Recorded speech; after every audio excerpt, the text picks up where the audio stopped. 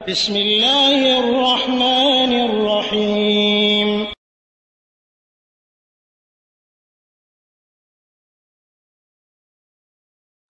بسم الله الرحمن الرحيم الحمد لله رب العالمين والصلاة والسلام على أشرف الأنبياء والمرسلين نبينا محمد وعلى آله وأصحابه أجمعين أما بعد ওয়ালাইকুম আসসালাম ওয়া রাহমাতুল্লাহি ওয়া বারাকাতুহু। সম্মানিত ভাই, আপনি প্রশ্ন করেছেন যে আপনার এক ছেলে এক মেয়ে এবং আপনার মৃত্যুর পর তারা সমানভাবে কিনা।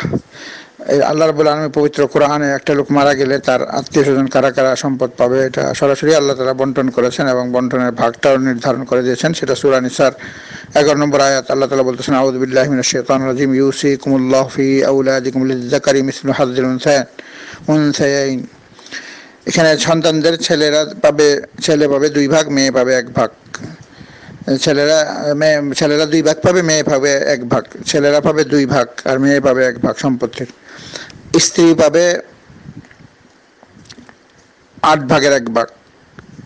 স্ত্রীও পাবে, যদি স্ত্রী বেঁচে থাকে, 8 ভাগের 1 ভাগ। মা বাবা যদি বেঁচে থাকে, মা বাবারাও পাবে 6 ভাগের 1 ভাগ।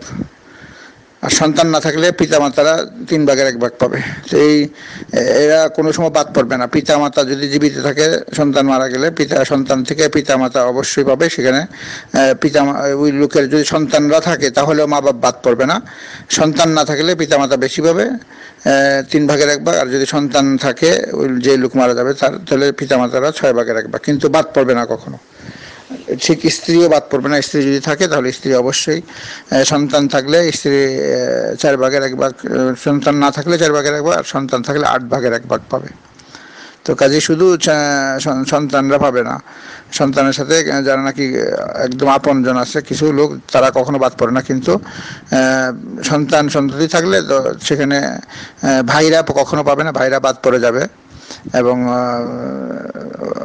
বোনরাও বাদ পড়ে যাবে, ভাই বোন বাদ পড়ে যাবে। কিন্তু স্ত্রী এবং পিতামাতা তারা কখনো বাদ পড়বে না, এটা খেয়াল রাখতে হবে।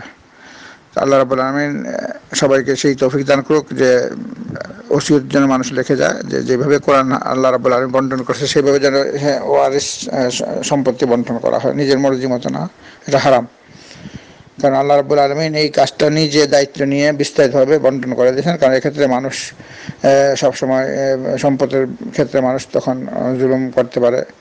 তার কতটুকু পাওনা অধিকার এটা আল্লাহ তাআলাই ভালো জানেন। এই জন্য আল্লাহ তাআলা সরাসরি নিজেই পবিত্র কোরআনে সেটা পরিপূর্ণভাবে বন্টন করে দিয়েছেন।